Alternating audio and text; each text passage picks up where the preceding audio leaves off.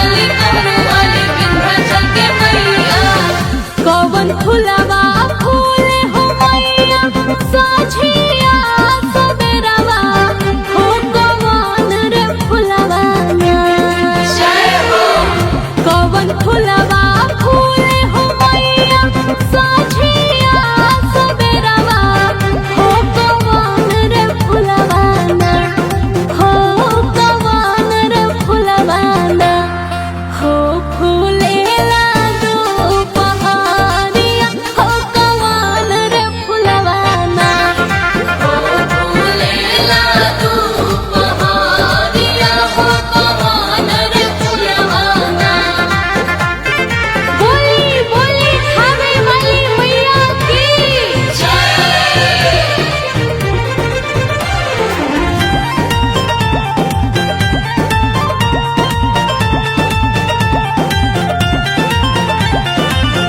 बेली चमेली फूले साझिया सबेरवा हो के अढ़ौल फुलवा ना।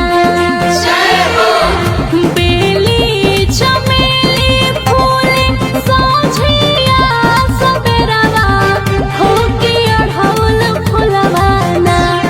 हो के अढ़ौल फुलवा ना। हो फूलेला दोपहरिया हो के अढ़ौल फुलवा ना। हो फूलेला दोपहरिया हो के अढ़ौल फुलवा ना।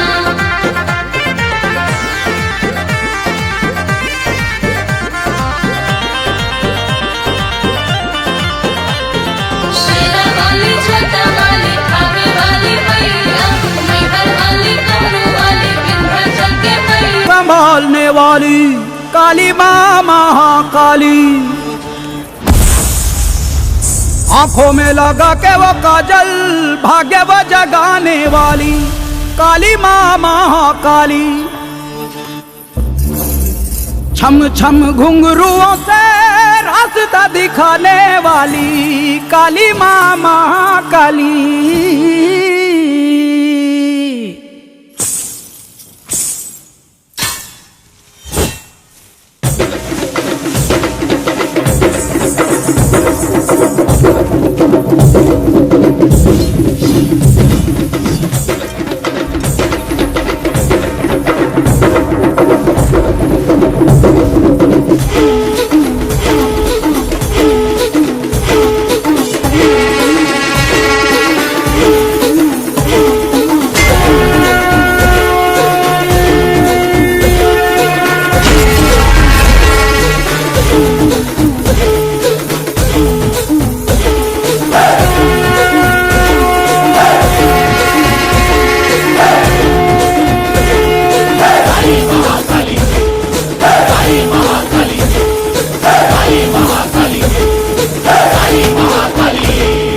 साड़ी पहनकर अली रे छोटी से बांधकर लाई दिवाली रे है गले में लटके देखो कबाली रे शोभे ये हटके कानों की बाली रे।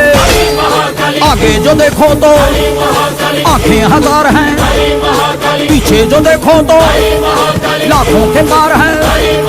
तेरे बिना कैसे ये बेड़ा पार हो, क्या मेरे पास है जो माँ को स्वीकार हो। तू अंतिम आशा है तुझसे उद्धार हो, तेरी संतान है आके रक्षा करो।